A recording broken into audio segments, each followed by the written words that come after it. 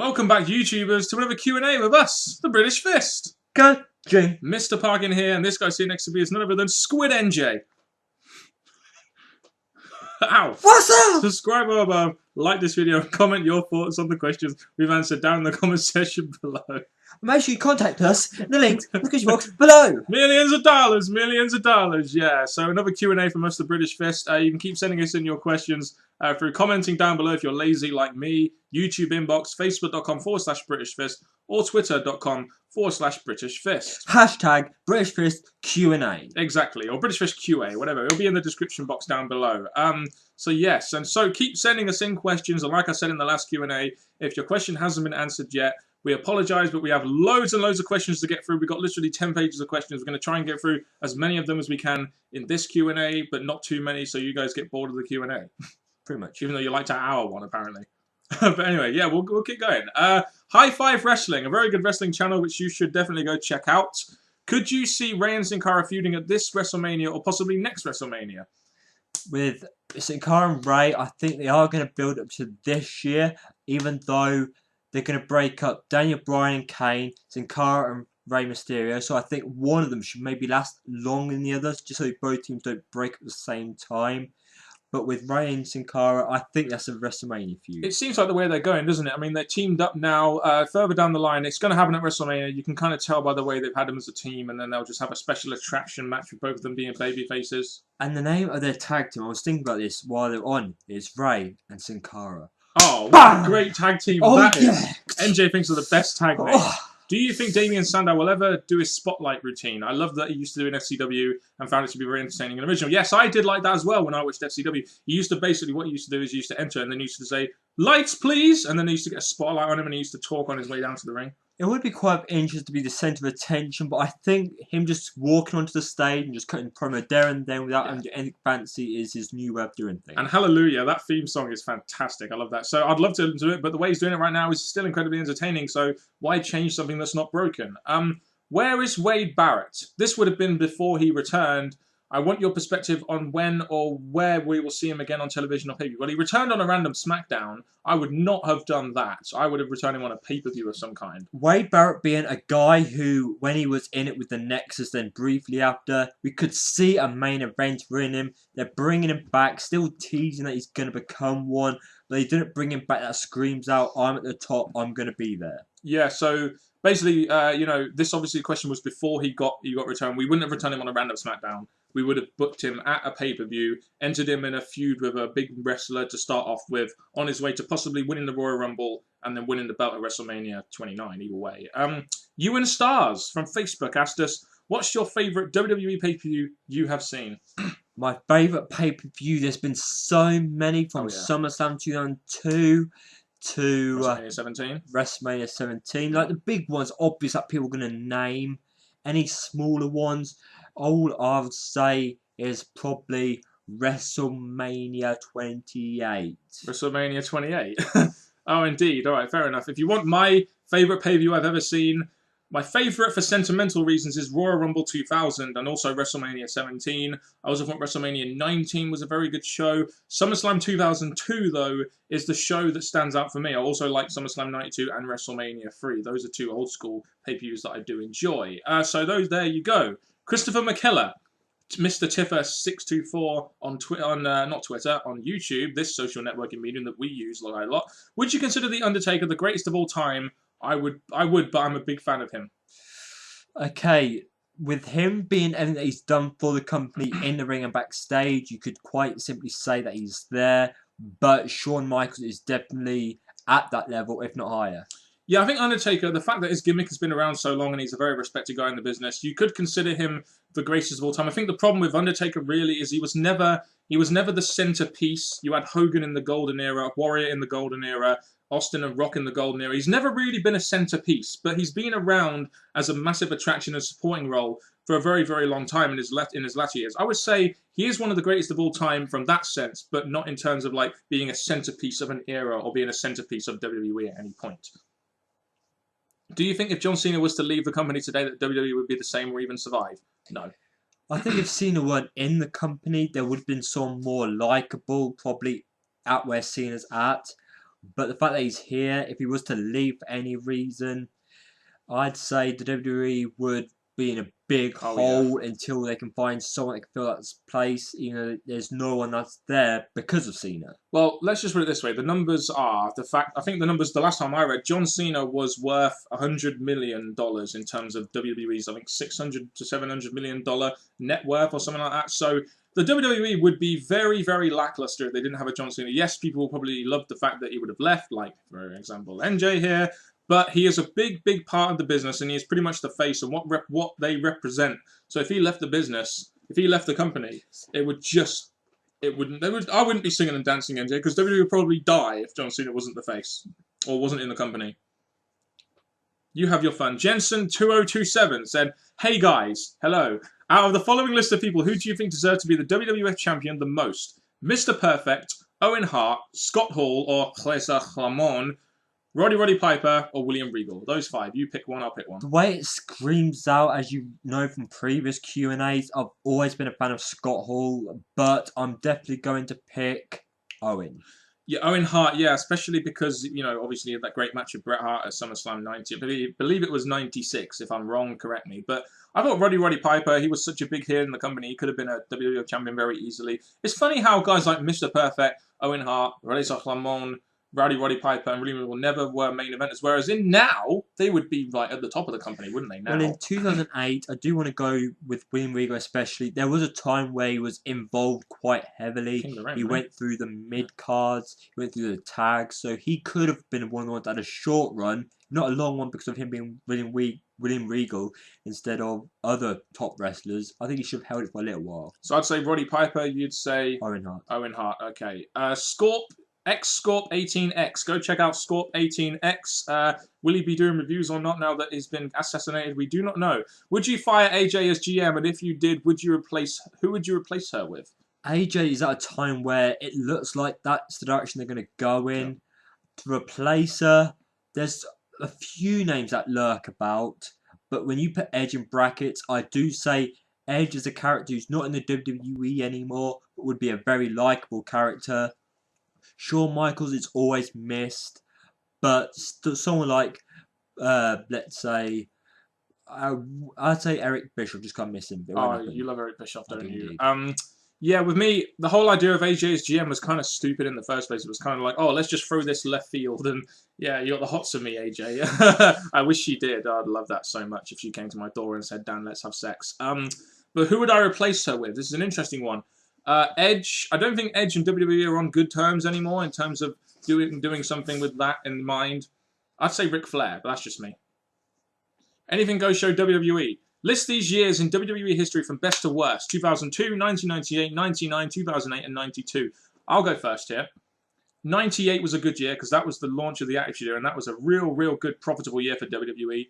92 was very good as well. You had a lot of good stuff happening in there, like Ric Flair, Macho Man versus Ric Flair. You had Hogan in there, Ultimate Warrior, all sorts of stuff. The Royal Rumble 92 was generally considered one of the best. SummerSlam 92 was a very good pay-per-view. Survivor Series 92 had Bret versus Shawn Michaels for the first time. Maybe this weren't intentional, but the order you got it in is not in logical order, like from one year to the latest. Yeah. You got it in a certain mixed order. Is that your order? Well, I don't think 1992 is last, but I'd say 98, 92, 2002, 2008, and 99, because 99 really wasn't that good, so I'd definitely put that one last. I don't know about you. That's roughly the way I'd go. It's just that, like, I've never actually had a bad year, because there's always been something within each year that I could find something that I like, but I'll go with that too. I guess 99, your highlight would be Jericho debuting in the WWE? That was definitely a strong thing that went on. 2008, where we got the DVD collection for, and the other ones, obviously, they're the old times that built up something bigger. Yeah, I mean, 2002, you had Hogan and Rock at WrestleMania. You had SummerSlam 2002, which we know was great. Survivor Series 2002 was the debut of the Elimination Chamber. Yes, I mean, so much good stuff happening in those years. Rank these in order of least to greatest. Edge and Christian, Hardy Boys, New Age Outlaws, Primetime Players. That's a definite last. Dudley's, Hart Foundation, and APA. All right, let's go. Well, I was going to say, you've got some pretty strong tag teams here, apart from Primetime Players. The others, you've got pretty strongly ones here. The APA, yes, Farouk didn't go as high as JBL Bradshaw did. Hart Foundation, pretty strong there. Dudley's, well, you saw how they went. Devon's the one who went down, but he was the one who went up. New Age Outlaws, they were a really standout tag team. Hardy Boys, you saw how they went on to have great matches, great single runs. Edge and Christian, well, the story tells it as it is. I'd say Heart Foundation, Edge and Christian, New Age Outlaws, the Hardy Boys, the Dudley Boys, APA, and then Primetime Players. That's the order I would put them in. It's a bit of a shame that APA is quite near the end, because APA was a really good tag team that could be relied on for different reasons, but yes. Everyone apart from the Primetime Players in there was a great tag team. Hard to order them, really, isn't it? It is. The Extreme Wolfpack. If Cody Rhodes offered you to be his manager, I'm guessing this is best towards me because I asked for more Cody Rhodes questions, but you two would have to revive the dashing Cody Rhodes gimmick, and both of you would get facials, manicures, and hair waxing at every part of the body. Would you still do the gimmick? A true Cody Rhodes fan would say yes. I would have. Oh, God, how could I not? It would be embarrassing as hell, but at least I'd be on WWE TV and I could maybe, like, you know, give the British Fist a shout out or something.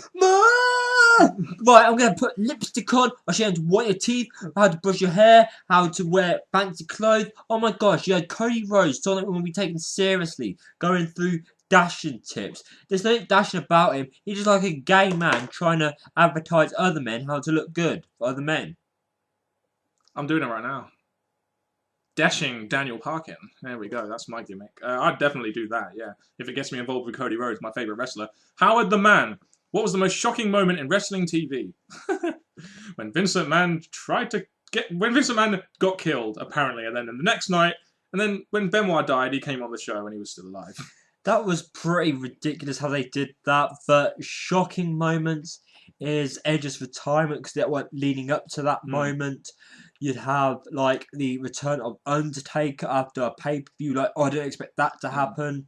Stuff like that, I'd really say they were surprises. The Nexus angle was a bit of a surprise. No one really expected that. I mean, there were probably loads that happened before that we could say were good, but weren't exactly, like, shocking or earth-shattering. The DX Express breaking up, I'll say that was a shocking moment, because the fact that W did that on TV.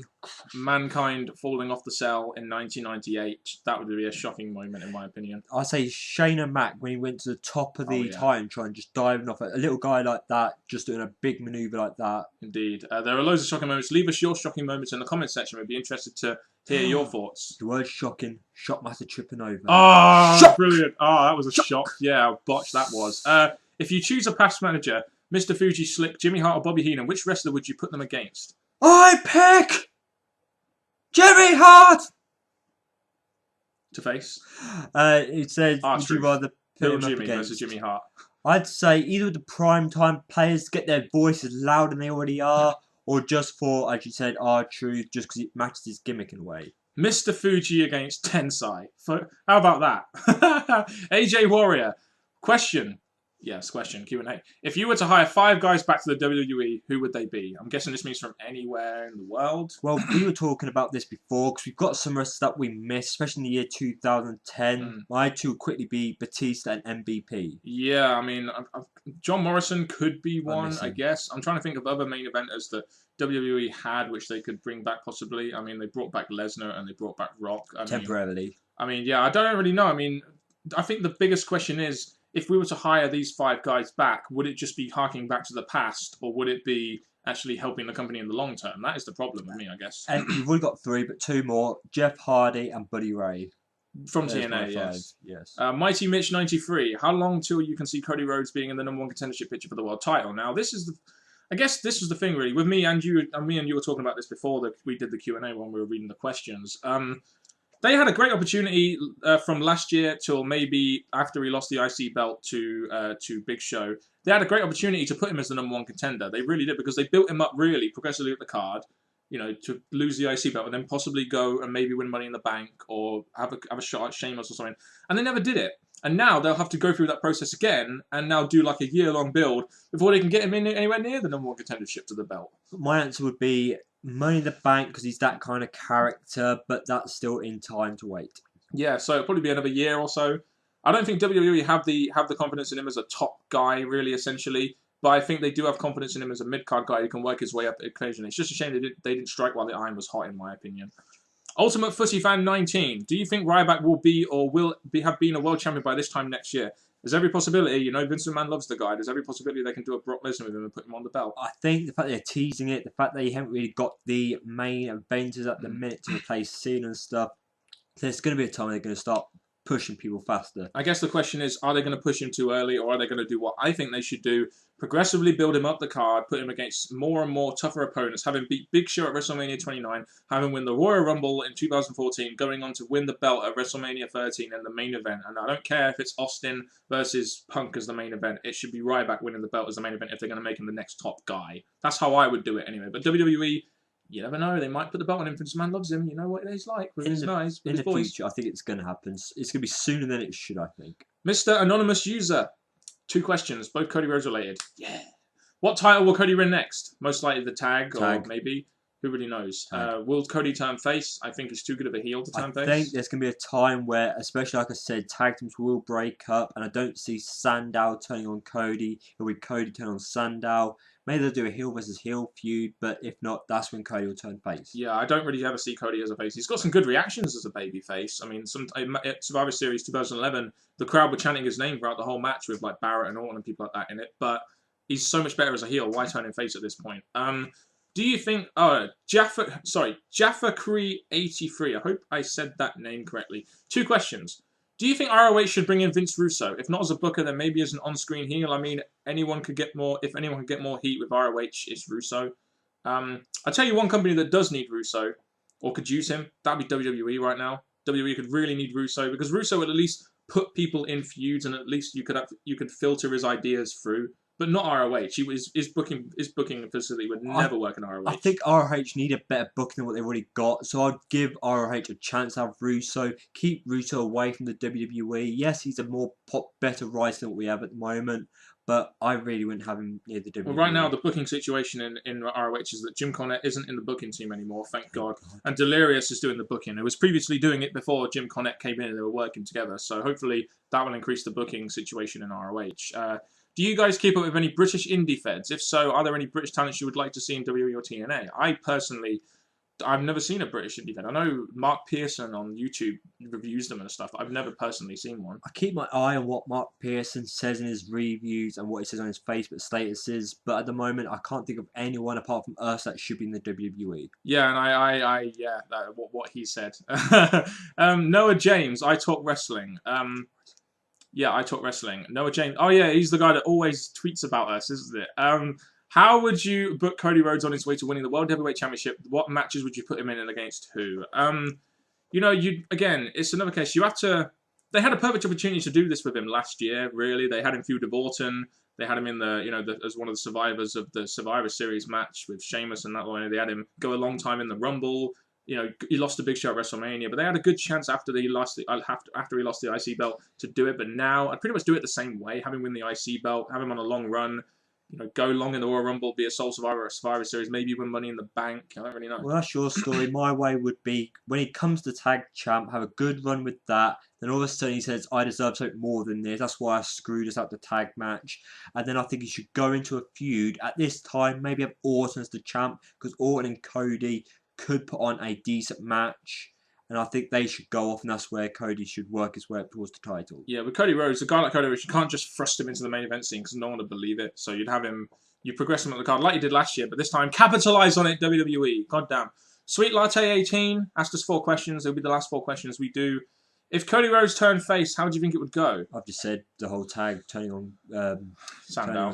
That's it. If he went face, not really sure really, because he's never really been. I don't think he's ever really been very good as a babyface. I think he's always been better as a heel. So I think it would go quite badly. When he was with Hardcore Hottie, he played a pretty good face, I think. He was a character that was still over. People liked him. But he got more over when he was a heel. Exactly. But I think he could go back as a face. So. Exactly. He got more over when he was a heel. Therefore, he should stay heel, in my opinion. It's kind of like The Miz. He's such a better natural heel than he is a babyface. What was the worst WWE promo of all time? I don't know if it was WWE, but John Laurinaitis doing the WXO.